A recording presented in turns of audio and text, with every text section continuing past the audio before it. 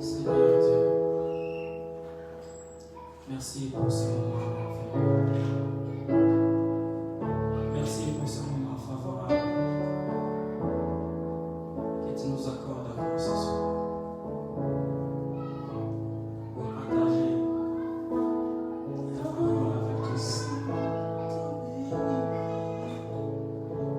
Écoutez ce que tu fais avec nous Dieu ce soir. Tous. Nous avons vraiment besoin de toi, Seigneur. Je ne peux rien moi-même sans toi. J'ai besoin de ton assistance. Afin que ton Père trouve sa part. Jésus, j'ai besoin de toi. Besoin de toi, Seigneur.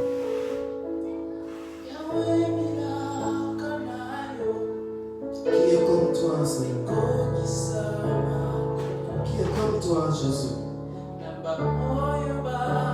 Le Prince glorieux, celui qui règne dans nos cœurs,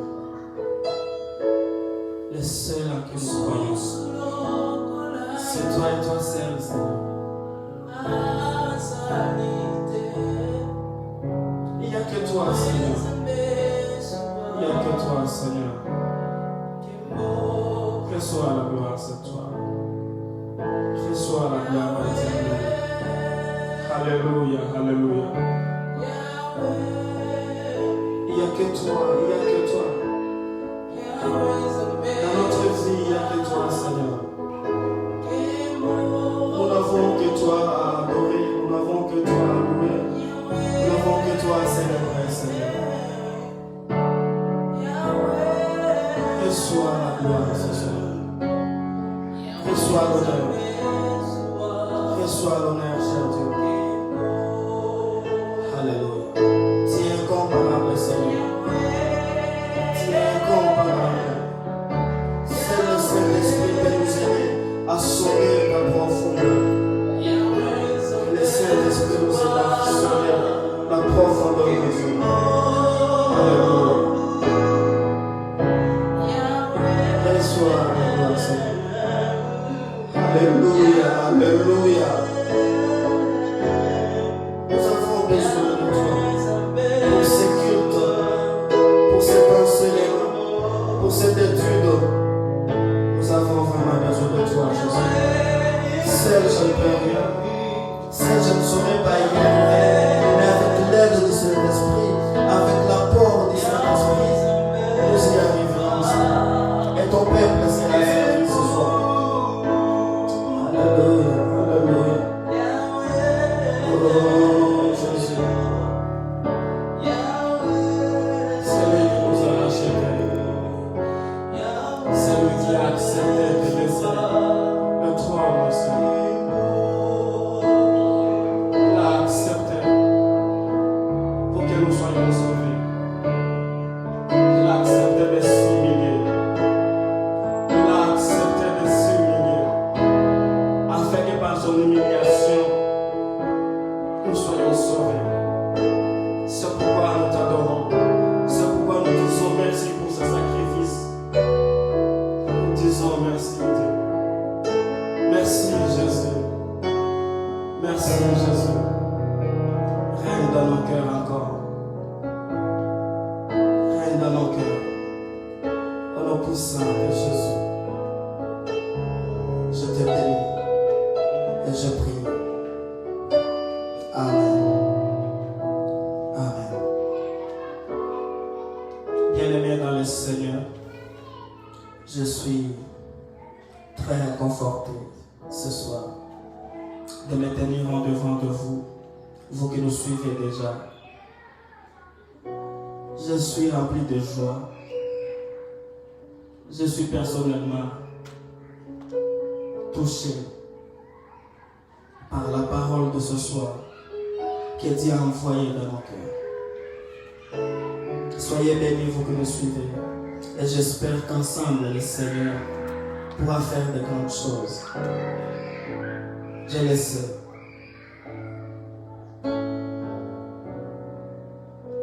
Je t'accueille au nom de Jésus.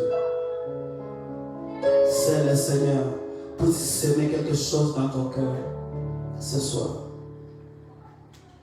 Je voulais ce soir que nous partageons un thème qui s'intitule les principes pour grandir en sainteté. Les principes pour grandir en sainteté. Je vais lire dans Matthieu, chapitre 7, verset 21. Matthieu, chapitre 7, verset 21. La Bible me dit ceci.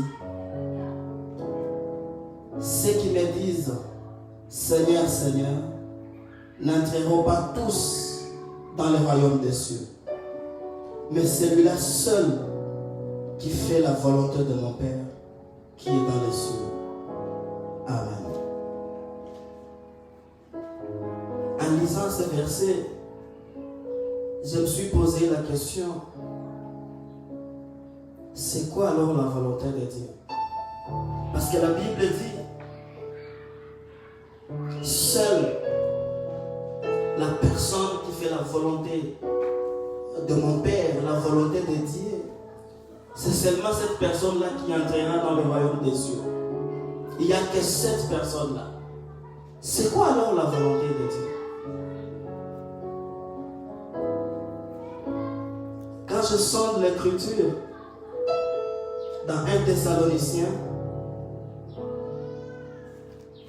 1 Thessaloniciens, chapitre 4, verset 3,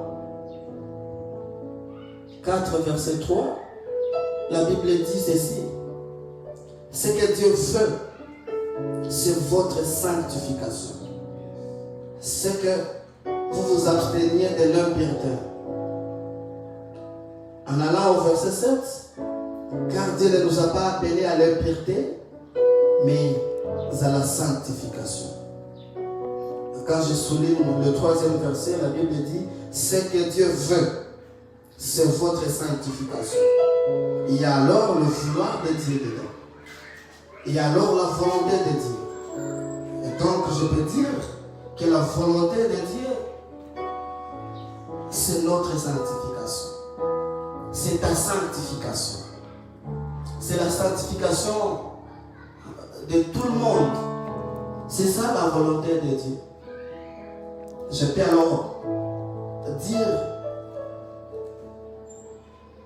que la volonté de Dieu réside dans notre sanctification.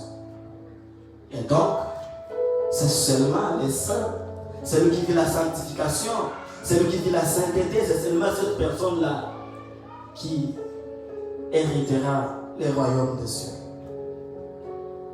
Dans Hébreux chapitre 12, verset 14, la Bible nous dit de rechercher la paix avec tous et la sanctification sans laquelle personne ne verra le Seigneur. Donc, pour voir le Seigneur, il faut avoir la sainteté. Il faut vivre la sanctification. Oh, je t'encourage mon frère. Je t'encourage ma soeur. Je t'encourage à vivre la sanctification. Parce que sans cela, on ne verra pas le Seigneur. Pour toute marche ici-bas, pour toute marche de chaque chrétien, l'objectif, c'est d'hériter les royaumes des cieux. Si nous nous réunissons, si nous chantons, si nous prions, si nous faisons tout ce que nous pouvons faire pour Dieu, participer dans le programme de l'Église, participer dans je ne sais pas n'importe quoi pour Dieu, l'objectif final, c'est d'hériter les royaumes des cieux. Et la Bible nous dit, rechercher la paix avec tous et la sanctification sans laquelle personne ne verra le Seigneur. Oh, pour voir le Seigneur, il faut être saint. Dans 1 Pierre, chapitre 1, verset 15 jusqu'à 16, la Bible nous dit Et la Bible nous demande d'être saints parce que c'est lui qui nous a appelés est saint. Donc si Dieu est saint, nous devons aussi être saints. Sois saint, mon frère. Sois saint, mon frère. Pour notre course ici-bas, nous devons être saints. Nous devons vivre la sanctification. Nous devons vivre la sanctification. Et la Bible précise d'être saint dans toute notre conduite, dans toute notre marche sur la terre, dans tout ce que nous faisons, dans tout notre comportement, dans toute notre relation, nous devons être saints. Parce que Dieu nous demande d'être saints. Parce que lui-même déjà au départ, il est saint. Si lui il est saint, nous devons aussi être saints. Alléluia. Alléluia. Je suis vraiment béni.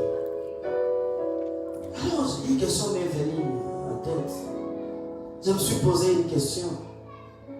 C'est quoi alors cette sanctification? C'est quoi la sainteté? C'est quoi en fait? En s'appuyant sur la parole de Dieu, la parole de Dieu définit la sainteté comme étant la délivrance parfaite du péché. Donc si tu es délivré du péché, tu es saint. Amen. C'est ce que 1 Jean chapitre 1 verset 7 nous dit. Le sang de Jésus, son Fils, nous a purifiés de tout péché. Il n'y a que le sang de Jésus qui purifie des péchés. Il n'y a que le sang de Jésus.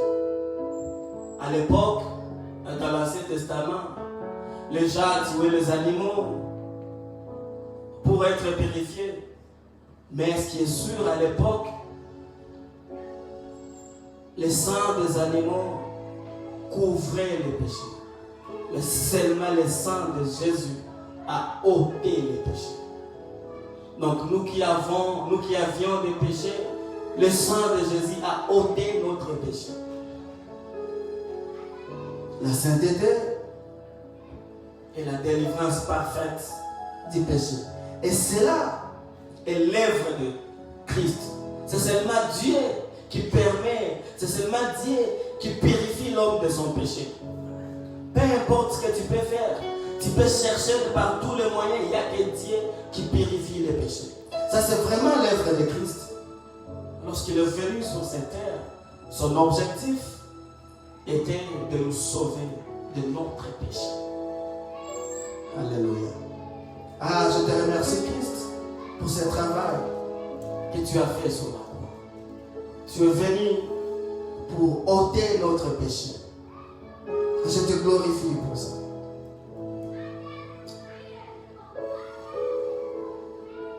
Donc nous devons nous regarder avec notre péché comme mort. Et seulement Dieu, et seulement Jésus est venu nous ressusciter de ces péchés-là. Il est venu délivrer notre péché. Il est venu nous sortir de ces péchés. Il est venu nous sortir de cette angoisse. Oh Jésus, quelle œuvre tu as fait pour nous. Il l'a fait aussi par son amour. La Bible me dit dans Jean chapitre 3 verset 16, car Dieu a tant aimé le monde. Il a aimé le monde. Il se suffisait là où il était au ciel. Mais son amour ne lui a pas permis de rester au ciel. Son amour ne lui a pas permis de voir son œuvre, de voir sa création souffrir. Il se décida d'envoyer son Fils. Gloire à Jésus, il a accepté de venir nous sauver. Il a accepté de laisser le trône. Il a accepté de laisser l'honneur pour être humilié pour nous. Gloire à Dieu. Son amour a été déversé sur nous. Et il nous a retirés. Il nous a sauvés de ces péchés-là. Dans 1 Jean chapitre 4 verset 17, la Bible précise, tel il est, tel nous sommes aussi dans ce monde. C'est là que l'amour est parfait à nous, afin que nous ayons de l'assurance au jour du jugement. Dieu est amour, nous devons aussi avoir l'amour. Donc il y a deux éléments qui interviennent dans la sainteté. Il y a des termes qui interviennent dans la sainteté. Le premier terme, c'est la délivrance parfaite du péché. Donc pour être saint, nous devons être totalement délivrés de notre péché, mais aussi nous devons vivre dans l'amour parfait. Oh, Hébreux 12, 14. De chercher la paix avec tous. Pas seulement avec les membres de ta famille. Pas seulement avec ton pasteur. Pas seulement avec la personne que tu connais. Non. La paix avec tous. Avec tout le monde. Même si tu l'ignores. Même si tu ne sais pas ce qu'il doit faire, ce qu'il fera dans ta vie. Recherche la paix avec lui. Et la paix doit venir de ton cœur. Ça doit venir de l'intérieur de ton cœur. L'amour parfait. Quand on a l'amour parfait, on est en paix avec tout le monde. Quand on a l'amour parfait, on est copié-collé du Christ. Quand on a l'amour parfait, on est copie conforme de Dieu. Quand on vit la sainteté, on est copie conforme de Dieu. Et donc, la sainteté est un état où l'on bannit la colère, on bannit la malice, le blasphème, l'hypocrisie. Bref, on bannit tout ce qui est l'œuvre de la chair. On met de côté l'œuvre de la chair et on se focalise beaucoup plus sur les fruits de l'esprit. Selon qu'il est écrit dans Galates, chapitre 5, verset 19 à 22. Nous devons donc vivre le fruit de l'esprit et bannir les œuvres de la chair. Que Dieu t'aide ce soir à vivre le fruit de l'esprit. Cela me pousse à faire une équation qui définisse la sainteté. Je peux alors dire que la sainteté est égale à la délivrance parfaite du péché plus l'amour parfait. Donc, une fois que tu es délivré totalement de ton péché et que tu vis l'amour parfait, tu es saint. Tu vas donc voir que la délivrance parfaite du péché est l'œuvre de Dieu et que l'amour parfait est un effort personnel. Pour être en amour, pour vivre l'amour avec quelqu'un, c'est un effort que tu dois fournir.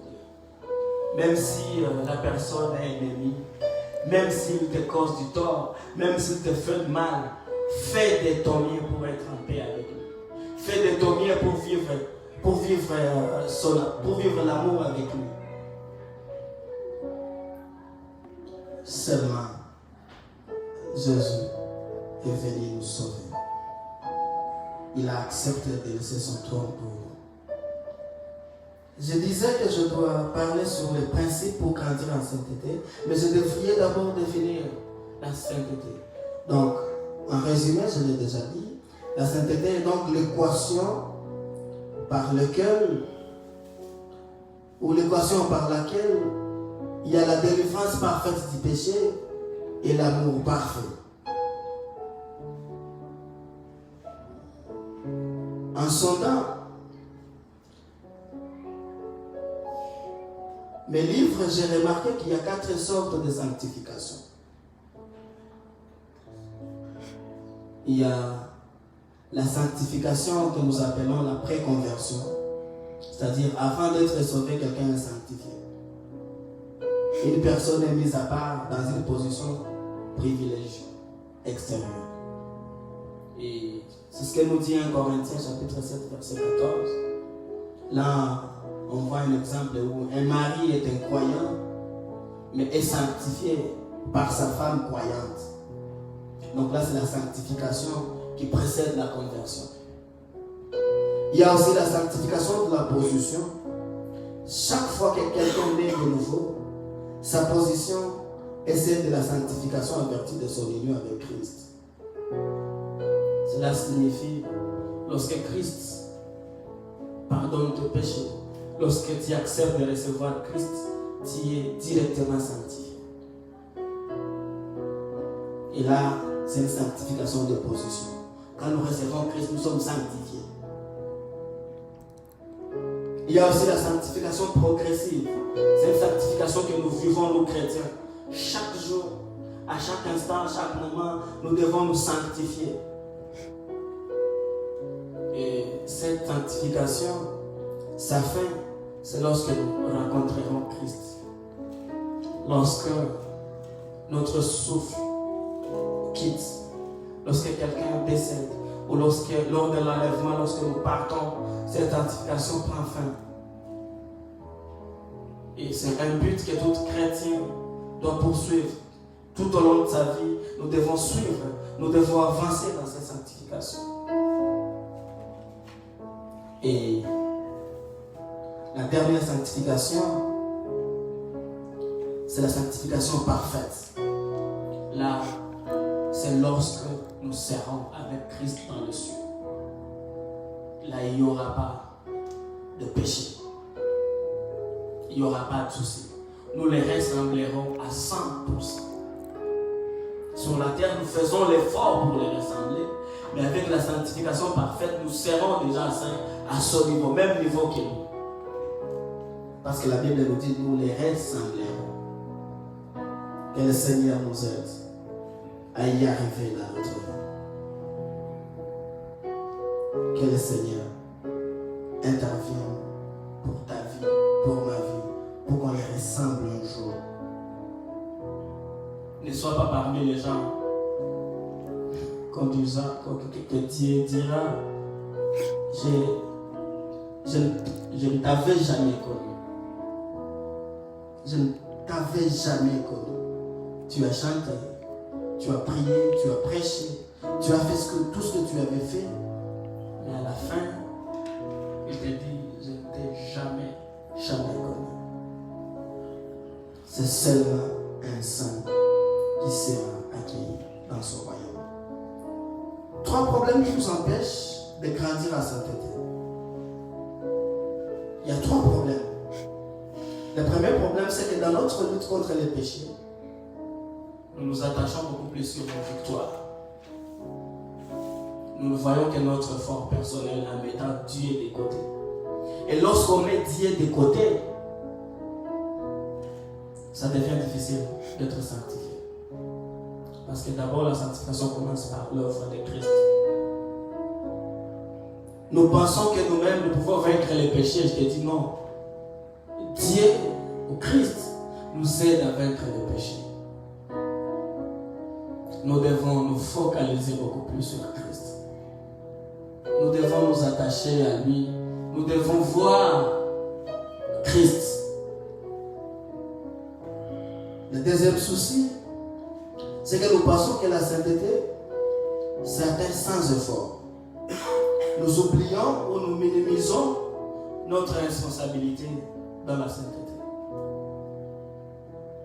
Donc il y a certains efforts à faire, certains efforts à fournir, certains combats à mener pour arriver à la sainteté, pour être sanctifié. Difficile ou impossible d'être saint sans effort personnel, sans discipline. Et troisièmement, ce que nous ne prenons pas au sérieux, certains péchés. Il y a certaines personnes qui ont des péchés mignons. On se dit, ah non, moi je ne peux jamais être impudique, mais je peux quand même mentir. Je peux quand même voler un peu. Et les filles peuvent se dire, je peux quand même avoir un seul ami, un seul. Je peux faire la relation sexuelle avec un seul homme, pas 2, non, un seul homme. C'est son péché mignon.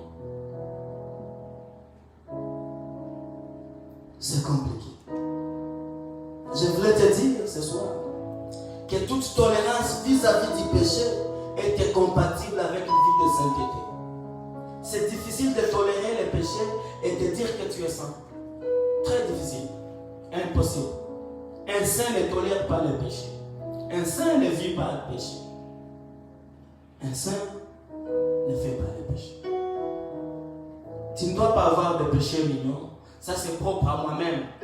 En tout cas, je peux accepter de faire tout, mais ça, je ne peux pas accepter. C'est à moi. Je dois être orgueilleux là.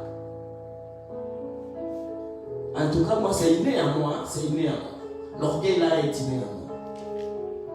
Je peux boire un peu et autre chose, je ne fais pas. Que Dieu nous aide.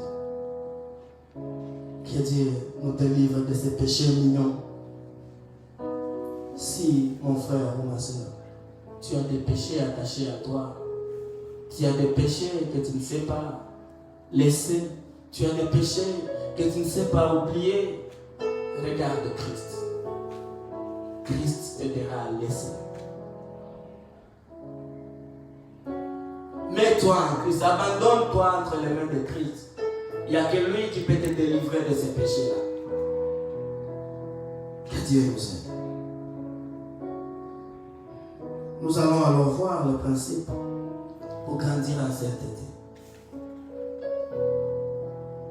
Primo, au premier principe, il faut reconnaître la nécessité de la sainteté. Je l'ai dit à l'introduction que seuls les saints verront le royaume des cieux. C'est-à-dire, la sainteté pour un chrétien, pour un homme, est d'une importance capitale. C'est très capital. Si tu n'es pas saint, tu ne verras pas Dieu. Et c'est lorsque Dieu voit notre statut devant Dieu, c'est que nous sommes sanctifiés par Christ. Avec le sacrifice de Christ sur la croix, selon Hébreux 10, nous sommes saints. C'est ce que Dieu voit. Quand Dieu nous voit, il voit que nous sommes saints. Mais la Bible nous demande encore de rechercher la sanctification sans laquelle personne ne verra le Seigneur. C'est-à-dire, Dieu nous voit saints, mais nous devons rechercher. Nous devons continuer à mener les combats. Nous devons marcher dans la sainteté. Nous devons poursuivre les chemins. Nous devons nous battre. Nous devons éliminer l'impiété. Nous devons mettre de côté le péché en nous focalisant beaucoup plus sur Christ. Que Dieu nous aide. Le premier principe, c'est qu'il faut reconnaître la nécessité de la sainteté. Le deuxième principe, c'est de prendre Dieu comme modèle. Mon frère, ma soeur, si tu ne prends pas Dieu comme modèle, tu vas échouer. Si tu regardes ton pasteur, tu te dis, mon modèle, c'est mon pasteur, tu es de côté. Mon modèle, c'est tel homme, tu es à côté. Mon modèle, c'est celui-ci, celui-là, cette fille-là, cette maman-là, cette dame-là. Elle chante bien, elle est vraiment consacrée à l'œuvre de Dieu. Si tu prends ce monsieur-là, si tu prends les hommes comme modèle, tu es de côté. Le baromètre de notre vie de sainteté, c'est Dieu. Si tu veux mesurer, mesurer ta sainteté, regarde Christ, regarde Dieu. Donc, nous voulons toujours faire ce qui est bon aux yeux de Dieu, en nous référant sur lui, pas en nous référant sur les hommes. Non. Déjà Dieu a nous créant, selon Genèse, chapitre 1, verset 26 à 28. Il nous a créés à son image.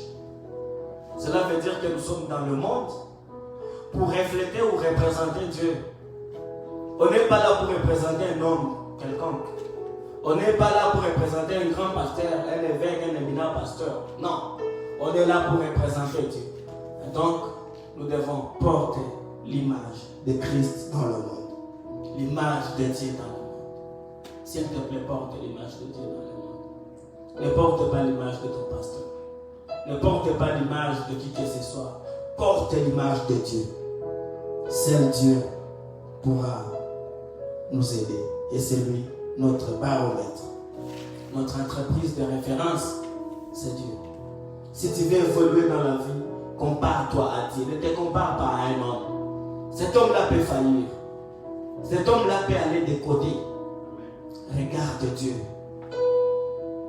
Oh, si un grand homme, tu verras que tous ceux-là qui étaient derrière eux ou derrière lui vont aussi tomber. Parce qu'ils ont pris comme modèle un homme au lieu de prendre un modèle de Dieu. La Bible nous demande de nous mesurer à Dieu par aux hommes. Et donc nous devons porter son caractère. Il est amour, nous devons avoir l'amour. Il est saint, nous devons être saints. Il est tout ce qu'il est, nous devons être tout ce qu'il est. Tel il est, tel nous sommes. Que Dieu nous aide. Et le troisième, ne pas sous-estimer les combats. Je voulais te dire, mon frère, je voulais te dire, ma soeur, la vie d'un chrétien, c'est une vie de combat. Nous combattons chaque jour. Et qu'est-ce que nous combattons? Nous combattons les péchés. Il y a un péché qui est attaché à notre nature. Et si tu ne sais pas combattre les péchés, c'est un souci. Il faut vraiment combattre. Dans Psaume 139, 23 à 24, la Bible dit: sonde-moi, ô Dieu, et connais mon cœur. Éprouve-moi et connais mes pensées. Regarde si je suis sur une mauvaise voie et conduis-moi sur la voie de l'éternité. Demande à Dieu de te sonder. Dieu, il s'est sondé l'intérieur de nous. Par sa parole et par son esprit, notre péché est révélé. Le Saint-Esprit qui est en nous, c'est lui qui a reçu Christ. Le Saint-Esprit qui est en lui dit: ce chemin ici n'est pas bon pour ta vie. Et le Saint-Esprit nous dit: ça c'est un péché, il ne faut pas faire. Tu es déjà mon fils, il ne faut pas faire ça. Alléluia. Nous ne devons pas nous focaliser sur un péché au détriment de tous les autres. Il y a plusieurs personnes qui se disent: non, moi, je peux faire toute autre chose, mais jamais dans ma vie, je ne commettrai jamais l'adultère. Je ne coucherai jamais avec une femme d'autrui. C'est ça, non. Mais il peut faire tout ce qu'il veut. Il peut être orgueilleux, il peut être volé, il peut faire tout ce qu'il veut. Mais seulement pour lui, c'est ça. Non, nous devons laisser ça. Nous devons abandonner ça.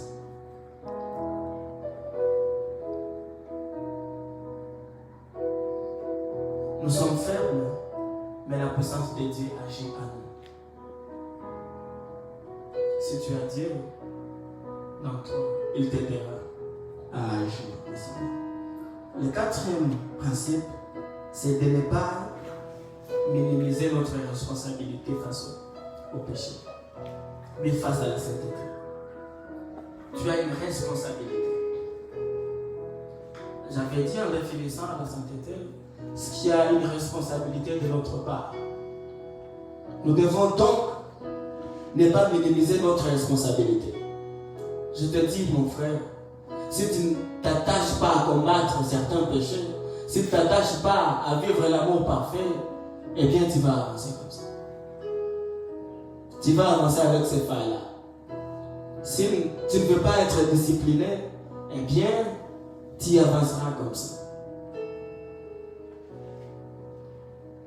Et donc la sainteté est une œuvre de l'homme et de l'esprit. Il y a une responsabilité de l'homme et une responsabilité de l'esprit. Et c'est ça qui fait la différence entre le moralisme ou le légalisme et la foi chrétienne.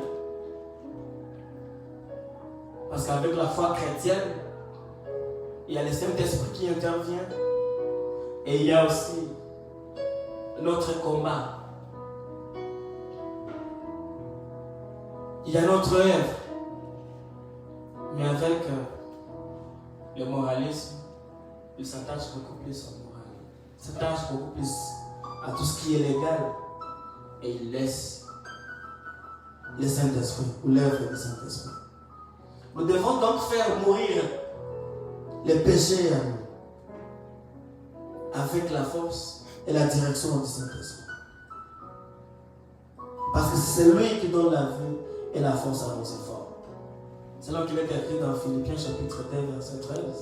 Seulement le Saint-Esprit donne la vie et la force à nos efforts.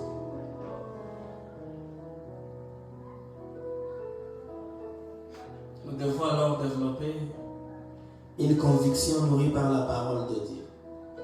Lis ta parole de Dieu. Lis la Bible. Médite la Bible. Applique la Bible. Dans Josué chapitre 1 verset 8, la parole de Dieu nous dit d'appliquer, de lire, de méditer et d'appliquer pour avoir des succès dans tout ce que nous faisons. Que ce livre de la loi ne s'éloigne pas de ta bouche. Médite-les jour et nuit. Donc là, je comprends qu'il y a la lecture.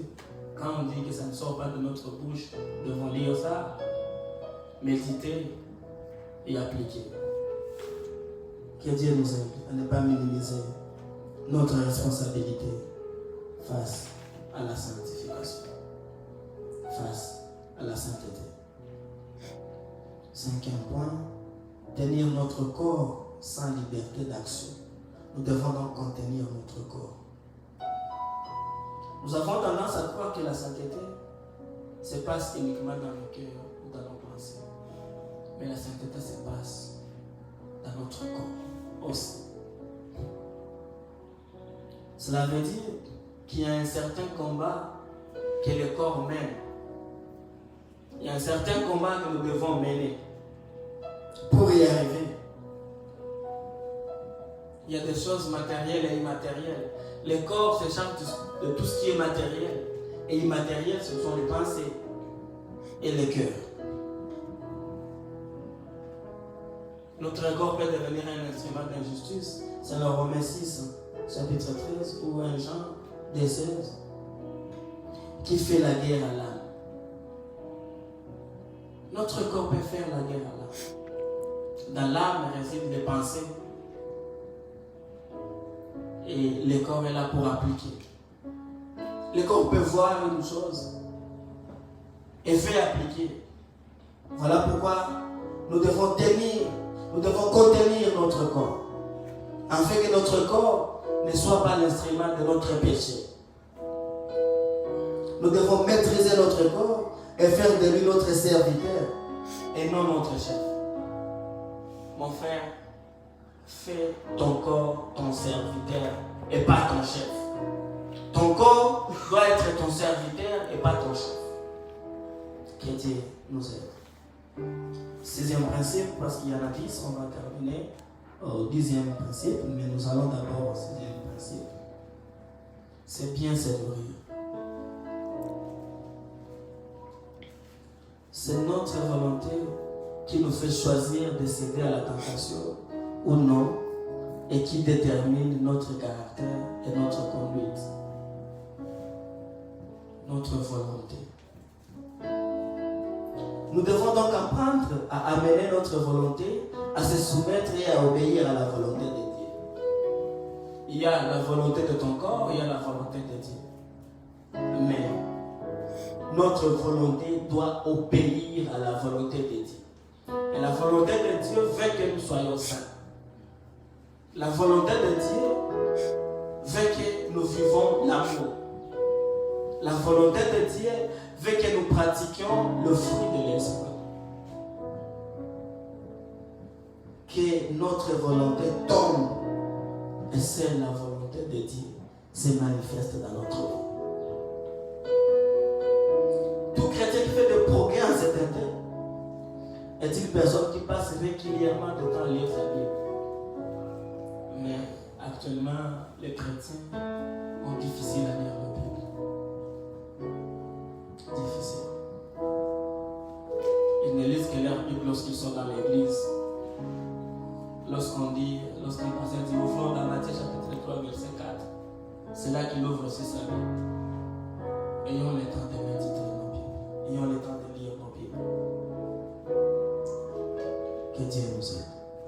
C'est ça la nourriture d'un chrétien. La nourriture d'un chrétien, c'est de lire, c'est résider dans la parole de Dieu. La lecture ne suffit pas, méditer ne suffit pas, mais il faut aussi appliquer. C'est là la force de la Bible. Satan, il le dit aussi. Mais Satan n'applique jamais. Il n'appliquera jamais la Bible. Voilà la différence entre un chrétien et un sataniste. Un chrétien avec des francs-maçons. La différence entre un chrétien et ceux-là qui pratiquent les sciences occultes. Nous devons appliquer la Bible. C'est un principe. Développer des saines habitudes. La piété s'acquiert par la discipline et la persévérance. La sainteté, il faut être discipliné. La sainteté, il faut persévérer. Tout le monde peut aller dans tes bistrots et faire tout ce que tu veux. Tu peux aller dans tes hôtels et faire tout ce que tu veux. Mais est-ce que c'est permis pour un chrétien? La Bible me défend ça, je me discipline. La Bible me dit de ne pas faire ceci. Je laisse. Je laisse. Tout ce que la Bible me dit de ne pas faire, je ne fais pas. C'est ça la discipline. Il faut aussi persévérer. Comme je l'ai dit, notre vie sur cette terre, c'est une vie de combat. Eh bien, il faut combattre jusqu'à la fin. Il faut combattre jusqu'à la mort. Et Paul dit dans Timothée, j'ai combattu un bon combat. J'ai gardé la foi. Il faut combattre un bon combat. Achever la course et garder la foi. Un bon combat, c'est un combat où on garde la foi. C'est un combat où on achève. Tu ne peux pas être pasteur et puis après quelques temps, tu te dis, bon, je serai pasteur dans 3 mois. Après 3 mois, moi, je vais encore retourner dans mes histoires. Que Dieu nous aide. Lorsqu'on fait un péché, ça entraîne un péché. Le péché entraîne un péché. Lorsque nous péchons, eh bien nous pécherons encore facilement. Il faut se discipliner. Plus nous disons non au péché, plus nous résistons au péché. Il ne faut pas permettre qu'un péché se réalise dans ta vie. Il n'y a pas d'exception au péché. Péché égale péché. En persévérant, l'échec ne veut pas dire l'abandon. Combat jusqu'à la fin. Continue, essaie de foncer. Avance, avance, avance encore. Même si c'est difficile, même si c'est douloureux, avance. Même s'il y a un souci, avance, continue à foncer. Tu y arriveras. Le 8e point, il faut résister à l'influence du monde. Il faut résister. Comme je l'ai dit, notre vie, c'est une vie de combat. Et tout le monde ne nous aime pas. Il y aura de l'opposition. Si Jésus lui-même avait des opposants, il a vécu l'opposition, pourquoi pas nous? Pourquoi pas nous? Il y aura toujours les gens autour de nous qui nous influenceront, qui nous diront, mon frère, ce que tu fais là, ce n'est pas bon, laisse ça, viens me suivre, on va aller ensemble au cabaret, on va aller ensemble dans n'importe quoi, je ne sais pas. Il faut résister à l'influence du monde. Résiste. Résiste aux pharisiens. Résiste aux faux prophètes. Résiste à tout ce qu'il a, à tous ceux-là qui t'enseignent des mauvaises choses. Résiste. Nous aurons notre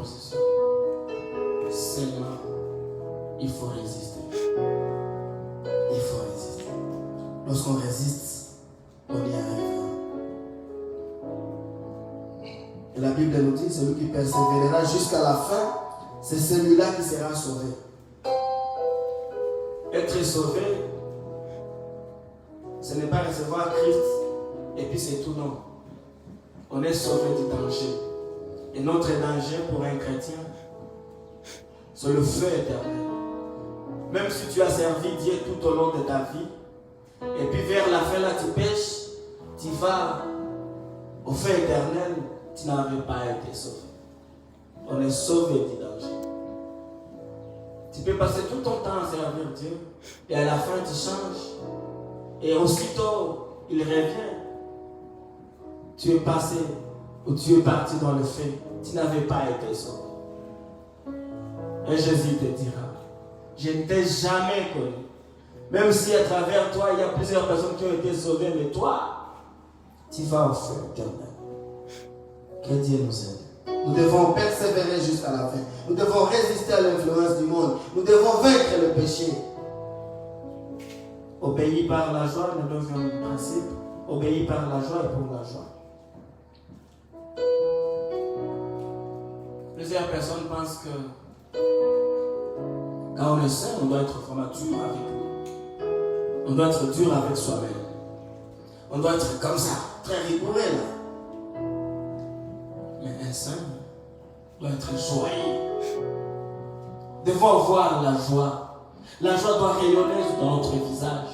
La joie doit rayonner dans notre entourage. Ça doit être visible. Ayons la joie. Ayons la joie. Et dans Psaume chapitre 16, verset 11, notre source ou la source de la joie vient de notre communion avec Dieu. Lorsqu'on est en communion avec Dieu, nous avons la joie. Même si tu as des difficultés, même si tu as des soucis, quand tu es en communion avec Dieu, tu as la joie. Tu te sens joyeux. Quelqu'un peut ne pas avoir mangé hier, mais lorsqu'il vient dans l'église, il adore.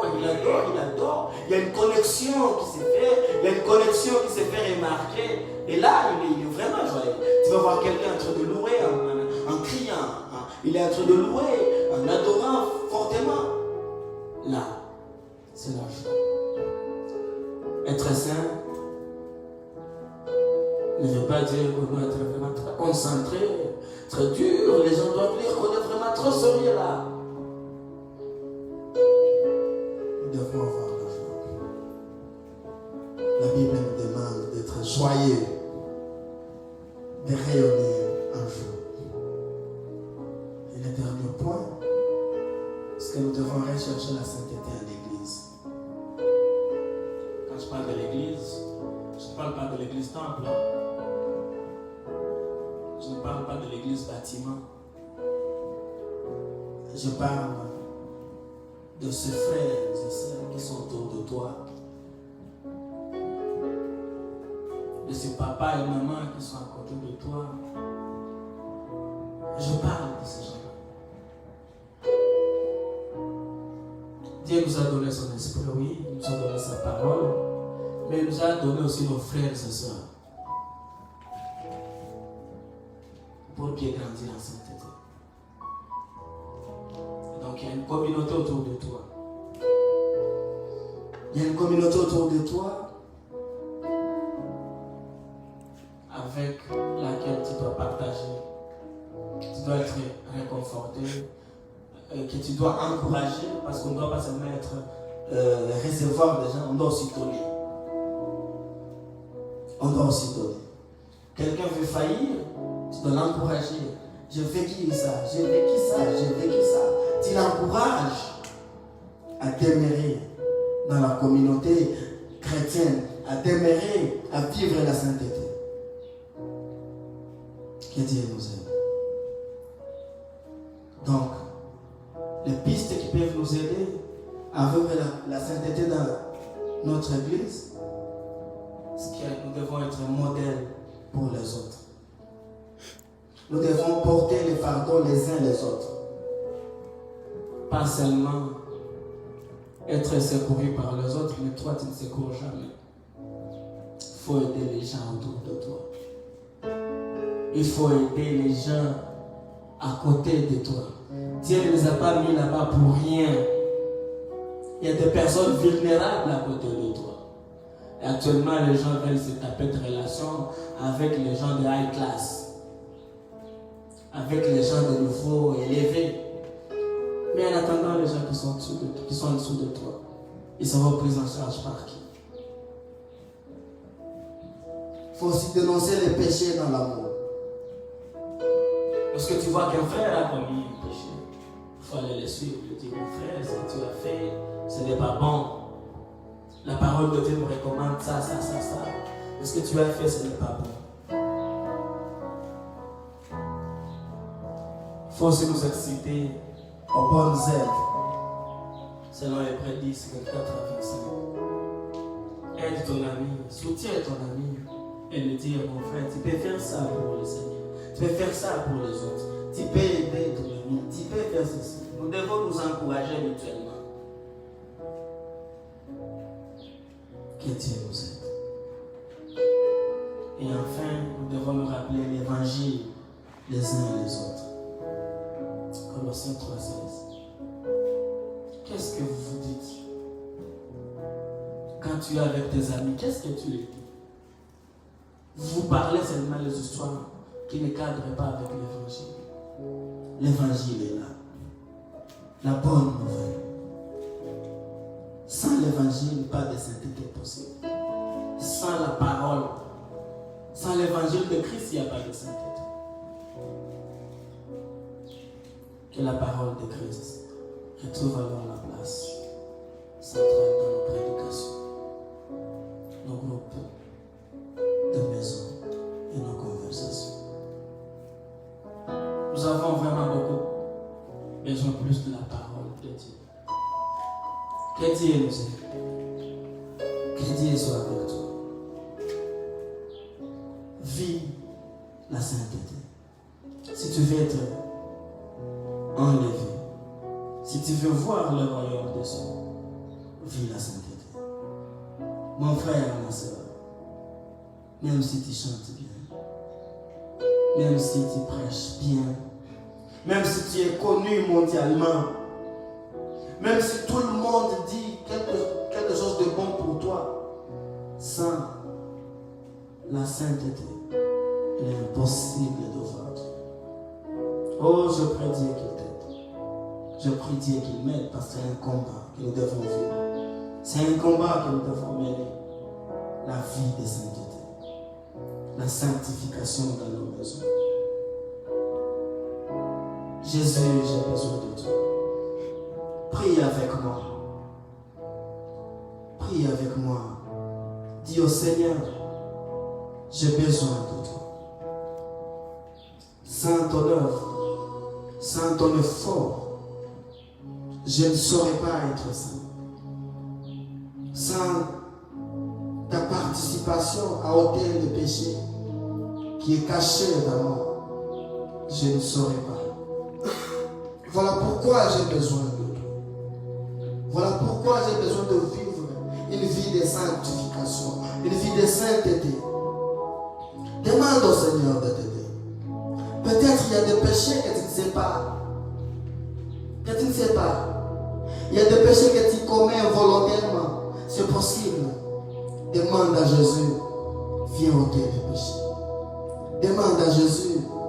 J'ai besoin de toi. Oh, demande à Jésus. J'ai besoin de toi. Jésus, j'ai besoin de toi. Tu t'es abandonné sur la croix pour mes péchés. Alléluia. C'est seulement toi que je veux.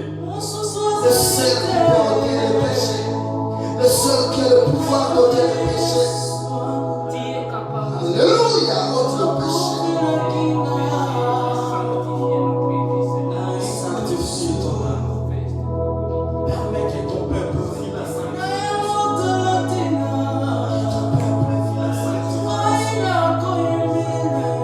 Alléluia, alléluia, alléluia. Nous voulons que toi, pour notre sanctification,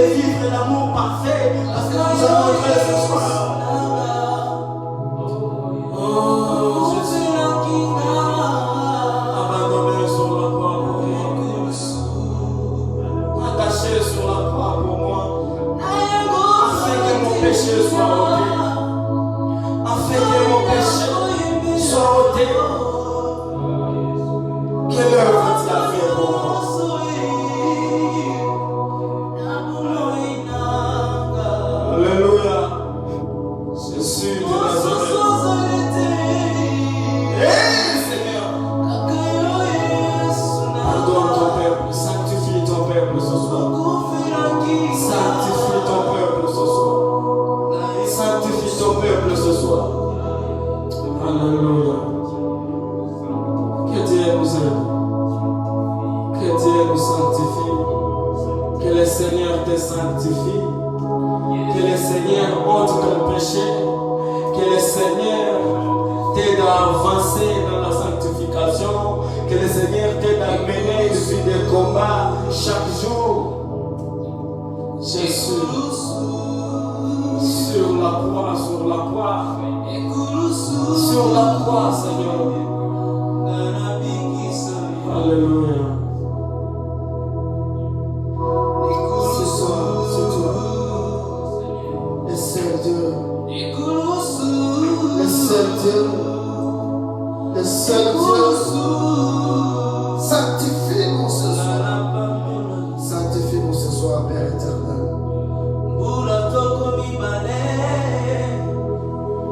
Je prie pour ton peuple ce soir. Je prie pour tes fidèles ce soir. Ne permets pas, Seigneur, qu'ils abandonnent la foi, mais continue à les fortifier.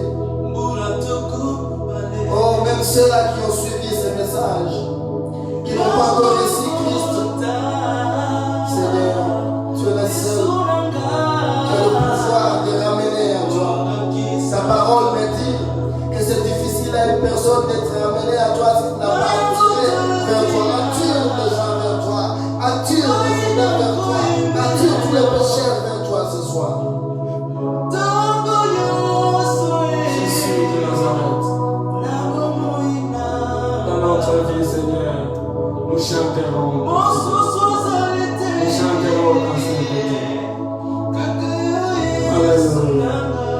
Alléluia. Béni soit ton serment, Seigneur.